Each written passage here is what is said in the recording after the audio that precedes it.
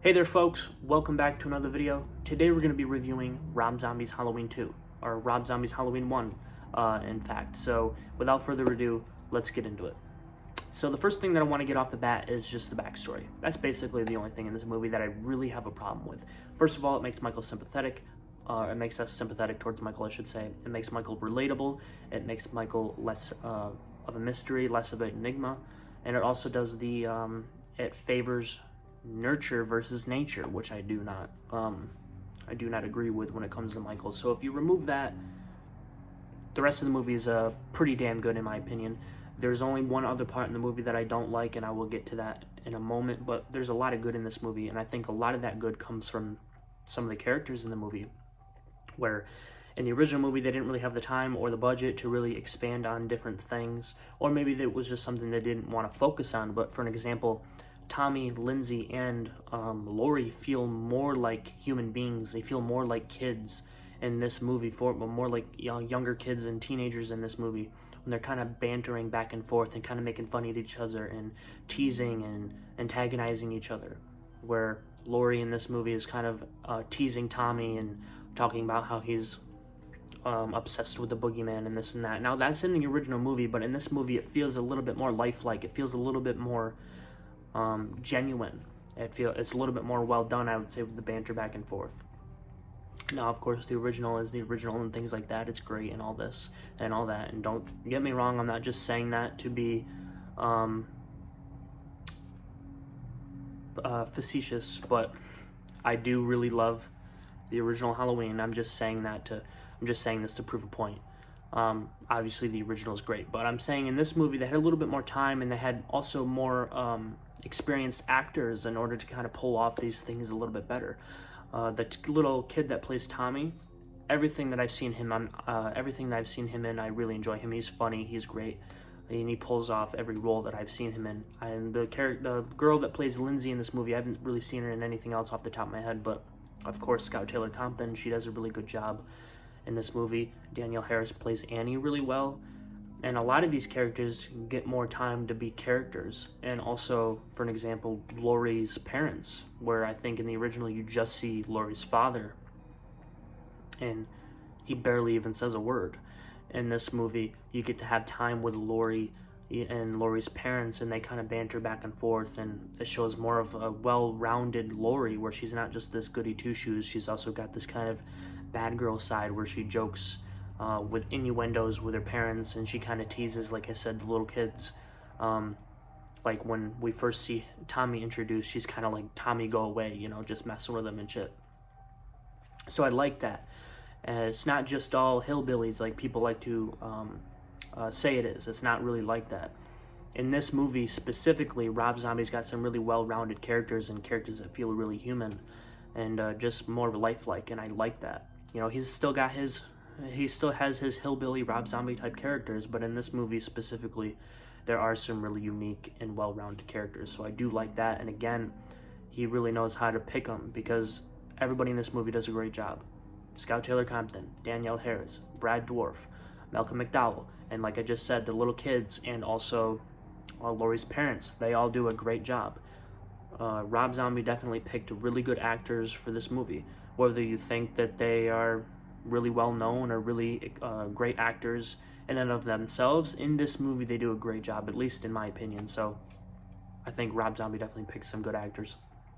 Also, as soon as it becomes into the modern time, the modern day part of the movie, when the actual remake kicks in, the first night scene that we see is the lead up to Bob and Linda's kill, and that's kind of a replaced scenes. He replaced some of the scenes and obviously injected more stuff into it, but some of the scenes have been replaced, whereas like the first night scene in this movie is Linda and Bob's kill, whereas in the original, that's like one of the last things that happens before Laurie gets chased by Michael. So I like how he kind of played around with the where different events happened and more things drawn out, like the chase when Laurie and the kids go upstairs, and instead of them separating, they keep the kids together, which I also liked. I wouldn't say that I prefer it. I don't think it really makes a difference, but he keeps the kids together, and then the cops come in, Michael's gone, and then the chase gets extended through more to the pool, or actually no, he captures her,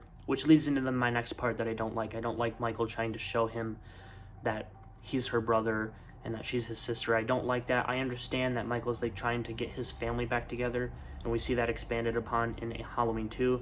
I'm not the biggest fan of that. I've never been a biggest fan of the brother-sister family thing, and this the Rob Zombie movies kind of accentuate that more, because instead of him wanting to kill his family, he's trying to bring them back together. So, not the biggest fan of that, but I like how he extends the chase and the way he does it. It doesn't feel really drawn out. It's just, it is, but it doesn't feel like it, at least in my opinion, where it goes to the basement of the Myers house, and then it goes to the pool, and then it goes back upstairs. And also, I've seen some behind-the-scenes footage of like Michael getting shot up in front of the Myers house by all the sheriffs and the deputies and all the officers getting shot up in the Myers house. And I remember seeing some behind-the-scenes footage of them showing how they did the blood splatter. That I would really like to see that footage. I don't know if that was in the theatrical cut of the movie or what. I'm not entirely sure. I don't think the cuts are that different. I think that might have just been a different ending that they eventually discarded, but I would like to see that footage. If anybody else has seen that, where Michael gets shot up in front of the house, in front of the Myers house,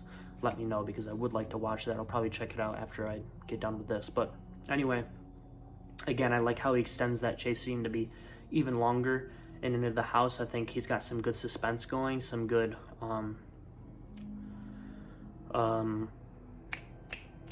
tension going in that scene where she's like in the wall and then she moves back and forth out of place. That whole end scene, Rob Zombie did a really good job in my opinion. 2 thumbs up. I really like that whole scene where she's in the upstairs and kind of hiding, and then she gets up into the attic and Michael's literally trying to break the ceiling around her so she falls. It's all really good stuff in my opinion. Really, really good stuff. Also, I like how it's not just copy and paste. He did redo some of the kills, but he added a lot more stuff, like Laurie's parents and also the officers, and there's other people that he added into, so the night has a little bit more, there's more attacks that took place at night than just the 3 that happened in the original, and then of course the mechanic. So I liked that. I also like the idea of Michael just killing a few people, because obviously that gives him time to stalk. But if you're not going to have him stalk, then have him fuck shit up. So I like that they did that in this movie. I wouldn't have preferred it, but since it's the way that they went, I think it was done nicely. Instead of not having him stalk at all and then just barely kill anybody. And also an interesting thing in this movie, now that I think of it, is that Annie doesn't die in this movie. She is saved for Halloween 2. So that is another thing that was done really differently. And this time we get to see Paul. Paul gets his ass kicked, and then Annie survives. So Annie goes through these just traumatic events twice, and it's the second time that she dies. I really like that Rob Zombie did that. He didn't just kill her off. He brought Danielle Harris back for the second one, which I do like, because her and Scout Taylor Compton did a really good job together in the second film, in my opinion. Their arguing scenes. If you haven't watched my review for Halloween 2, go ahead and watch it. I'm a little bit more friendly towards it compared to some other people. I'm not the biggest fan of the movie. I do think it's lower on the list of Halloween movies, but however, based on the story that they were telling, I've come around, and I think I might have some interesting points, so if you want to go check that video out, I would greatly appreciate it. But coming back to the remake, as far as all the changes that Rob Zombie made, over the time I've come to really appreciate most of what he's done, but not all of it, and I find it well done for the most part. I think this is definitely his best movie that I've seen anyway.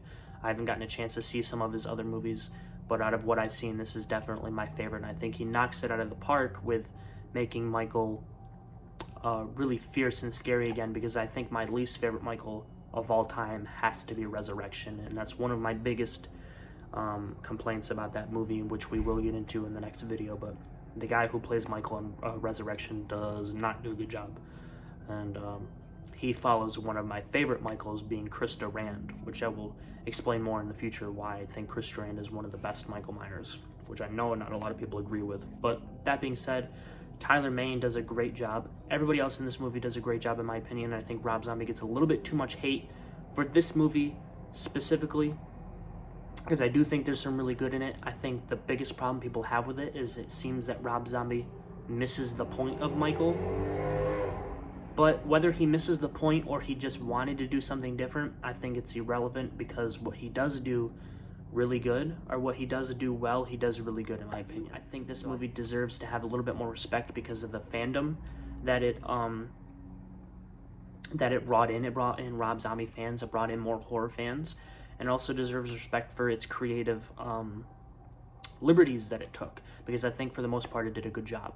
We kind of rambled in there a little bit, but I think for the most part this movie did a really good job of what it was trying to do, if that makes any sense. And also I touched on the fandom a little bit, is that I can't tell you how many times that I went to an FYE or went to a store in general, whether I was buying Halloween merchandise or I was wearing it myself, and people talk about how they really liked Rob Zombie's Halloween because it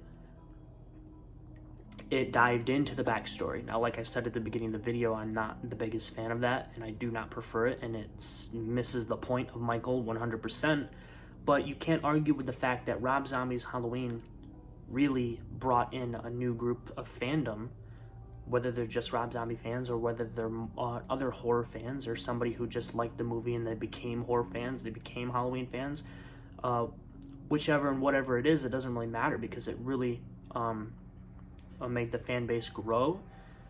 And it also brought new life to the franchise, because I think most people would rather watch Rob Zombie's Halloween over Resurrection, because not only does it make Michael more intimidating, it's just a good movie in general. Whether it's the best Halloween movie is up in the air, or it's just not at all, depending on who you are. It's still a good movie in my opinion. I think it touches on some interesting things, and I think it has some good characters in it.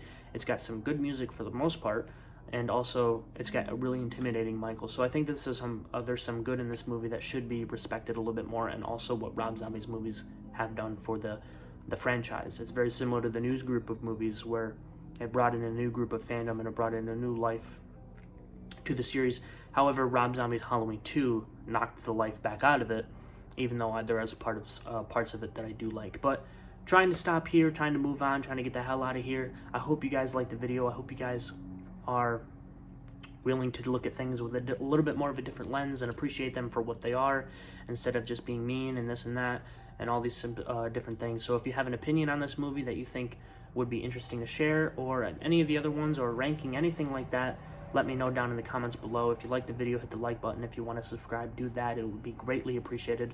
And of course, until next time, true believers.